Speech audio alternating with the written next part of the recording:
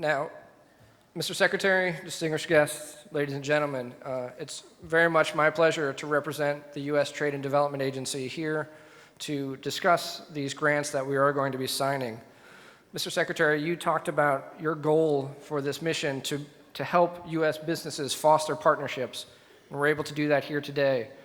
And the Energy Cooperation Program and its private sector business-to-business cooperation approach features very much in both of these projects. Now, earlier today, we had the opportunity to be addressed by Deputy Chairman Ahluwalia, who remarked on the strong cooperation that's needed in smart grid between our two countries. And both of these projects that we're going to be signing here today reflect that cooperation. So the first project that's being signed right now is between US TDA and Ozzer Power, who is a private sector solar power developer, and the grant will really focus on developing a rural microgrid. The feasibility study will assess the development of this microgrid solar photovoltaic power project that will bring electricity to remote villages in India, with each system covering an average of 2 to 3 acres of rural land that already has little to no connectivity with existing electrical grids. It will utilize pilot projects in the states of Chhattisgarh and Gujarat that could then be replicated throughout the country. Interesting to note that Ozzer Power is already an existing customer of both OPIC and the U.S. Export-Import Bank. The second grant that is being signed is a feasibility study grant to CESC Limited for the implementation of smart grid technology in India.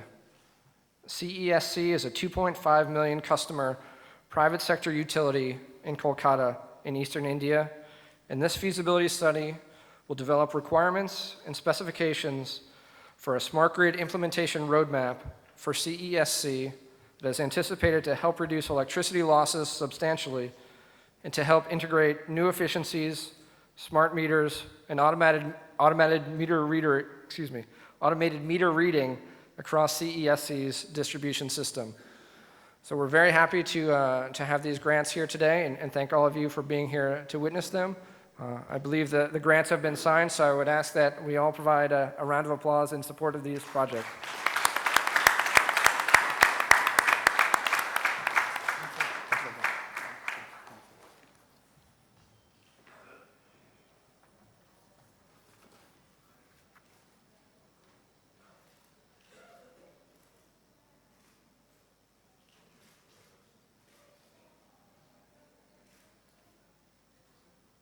Thank you. Thank you very much.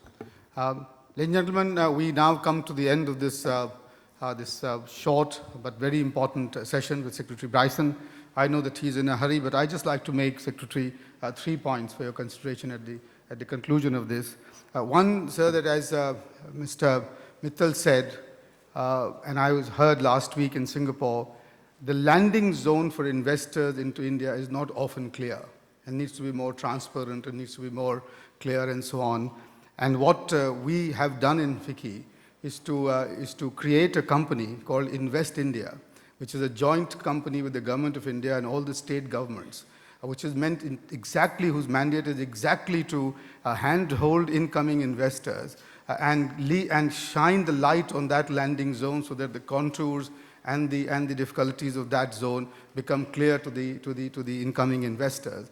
And that is one step that we've taken to, as it were, a concrete follow-up to increase FDI, and also, as it were, to compete with you to attract both domestic and foreign investment in India while you are attracting them to the US. So that's the first point I wanted to make, sir.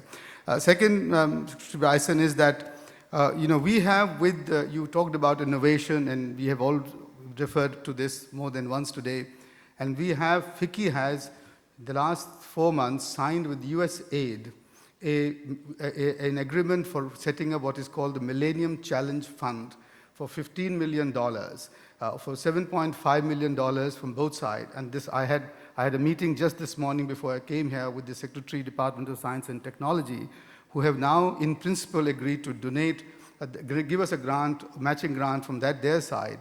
And the purpose of this fund is to identify ground level, bottom of the pyramid innovations, scale them up, and then transfer them together with the Indian companies in USA to countries like Africa and other parts of India. And that's again a concrete step that FICCI is taking to make the innovation happen and scale up.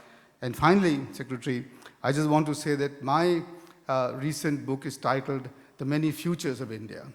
And that is true. We still have the many futures of India. It's not yet clear, and therefore we look towards you and look towards the US government and the US people and entrepreneurs especially to ensure that the future of India is what we all expect it to be, which is that it will go into a double-digit growth and play a role in the global community and the global economy that it is intended to play. Thank you very much for those words, and I have a great pleasure, sir, for offering you on behalf of all of us a very small token gift on behalf of FICCI and all those who are gathered here. I hope you will accept it from us.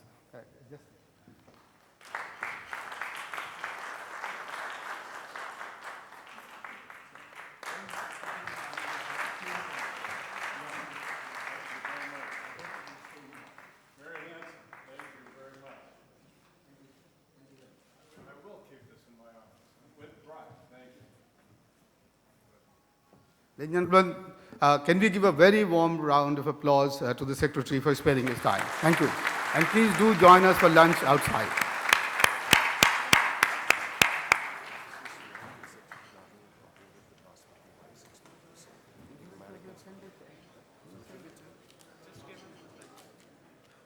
Catch him, I don't mind.